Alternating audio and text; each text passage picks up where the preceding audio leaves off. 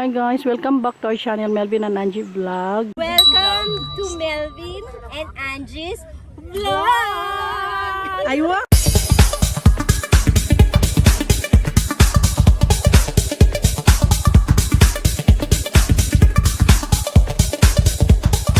Nandito tayo ngayon sa Alyor Resort. Alyor Resort. Dito pa rin sa Tandang Sura. Tinanong ko kanina bago ko ito nakuha na. 3 years ago pa lang dito. So medyo bago-bago pa siya. And tingnan natin sa loob. Tara.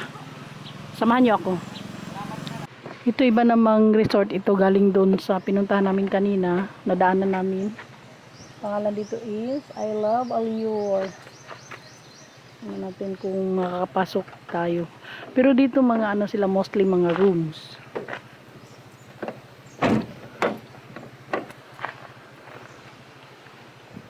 Alyor Resort.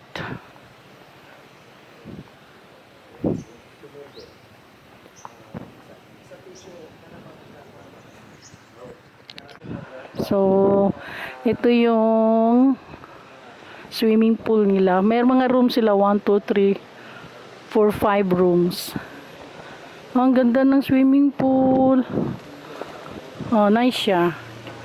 Bago lang siguro to kasi parang bago pa siya, oh. Medyo ano lang, hindi masyadong malaki pero maganda siya. Tingnan natin dito sa side. Ganda ng ano nila, oh. Ang kanilang pader. Ay, may grotto. Wow.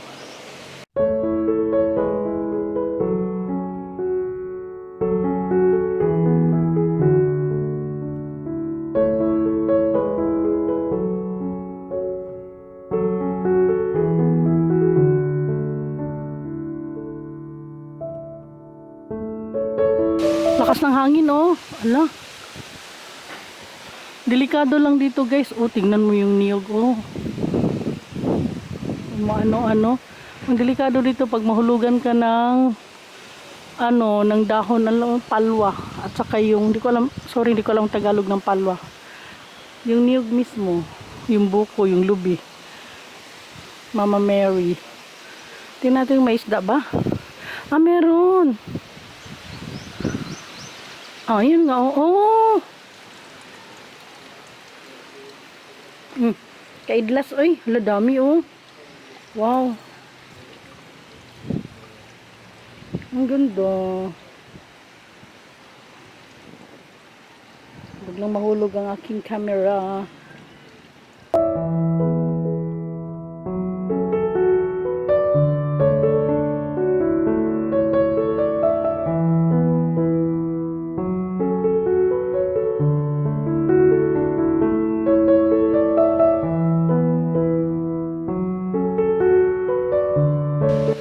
May grotto sila.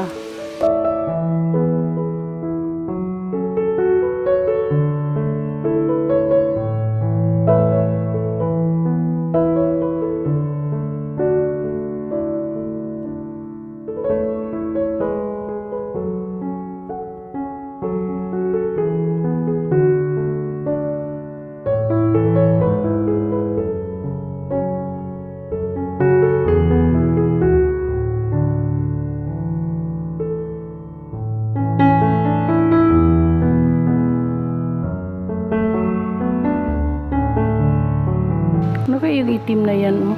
Parang lumalangoy. Kita niyo ba yun, guys? Ay, ano yan? Ay, dahon lang pala, oy. Sus. Ayan, oh, dahon pala. Akala ko kung ano.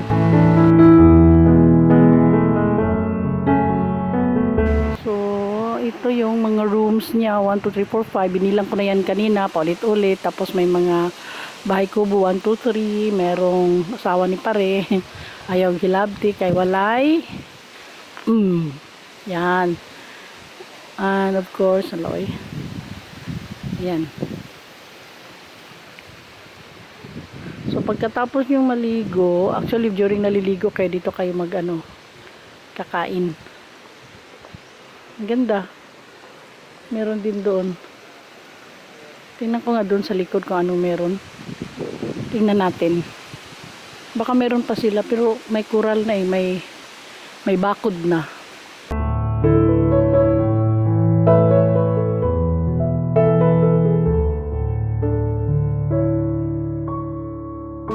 Oh, may mga ano din siya, mga tables. Ayan. Tapos wala na yun sa likod. Ay, sarado. Ay, saan dadaan? Ay, ito pala may hagdanan. Ay, ang sapa. Oh my God. Oo nga. Ayan yung, okay. Diyan ako kanina sa tulay na yan, oh. Diyan ako kumukuha. Oh, ito yung dugtong. So, ito yung sapa. At least, guys, kung sa kabitaw ang tubig, meron silang semento nakalagay dito. Ayan, oh. Tapos, ba't sa kabila dito, doon ang tendency mo kuan bitaw mo bakbak ang ano, kasi ano lang siya, buhangin. Balas or basta hindi siya sementado. So, doon magpapaano medyo lalaki ang lalapad yung sapa. Ano siya? Malinis pa yung sapa niya, oh, tubig.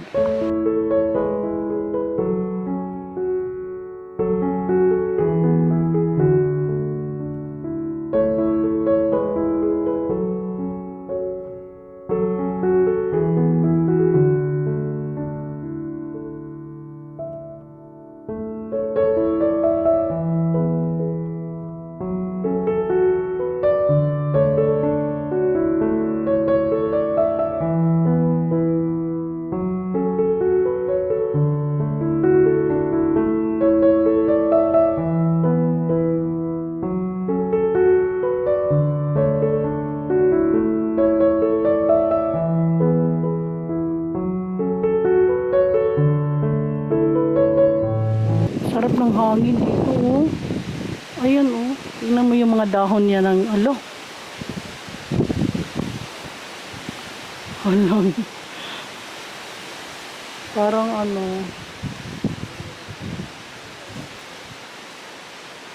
parang may bagyo. Hindi naman, pero normal lang yan dito kasi nasa bukid na ito, eh. Tapos yung mga hangin.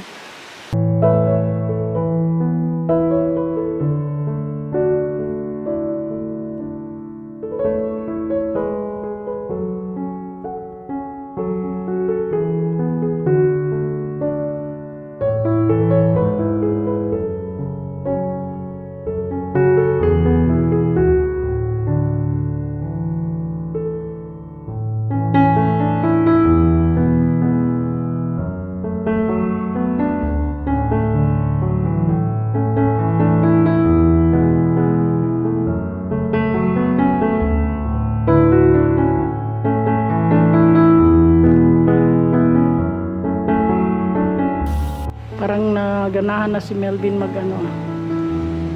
makipag-usap dun sa gwardiya. Ay, ano to puan? Ay. Yan, may dumaan na guys. Dump truck. Yun. Please take care of your own belongings. Your resort is not responsible for any lost items. Non-overnight guests can only stay until 10 p.m. Oh, so kung hindi kayo mag-overnight, hanggang 10 o'clock lang kayo. Ayan. Ay, akala ko kanina upuan. Buti hindi ako umupo. Ba't kayo nakatalikod? Dapat kaharap kayo, magbuot.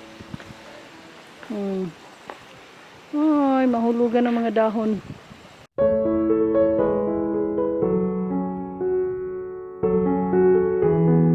Grabing unwind dito guys kasi malakas ang hangin.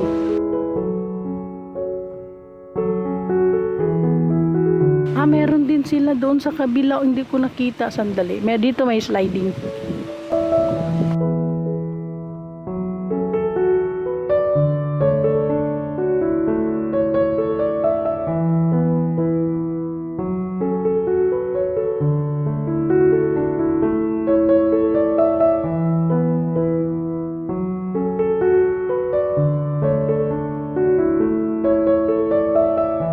ay panalo yan guys.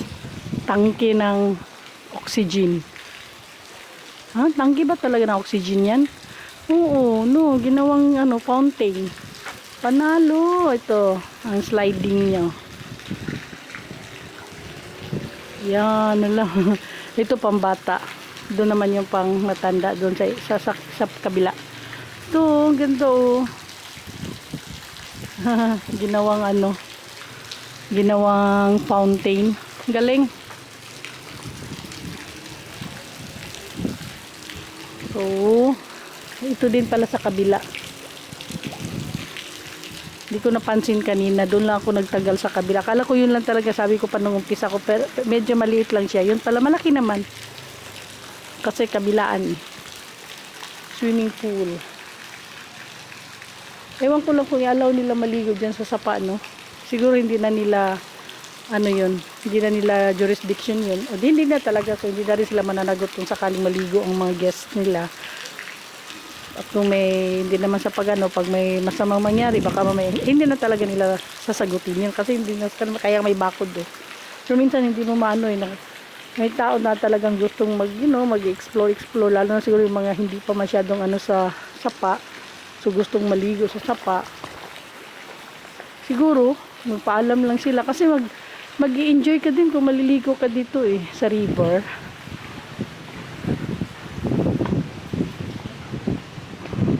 Yan pero hindi siya hindi nga siya malalim. Pero syempre ayun may malaking bato doon kaya nakaupo. Ng libag. Tawag yan? Manglugod ba? Kasi napakaganda din ng flowing niya. Flowing siya. Flowing. So, hanggang dito, bye-bye. Bye-bye sa Sigaboy. Yung tawag dito kamug na dugtong siya doon. Tingnan mo yung electric pan nila gumagana pero siguradong hindi yan magbabayad ng kuryente kasi sa hangin umiikot lang siya. O diba? Nahiya huminto. Pinuna ko kasi.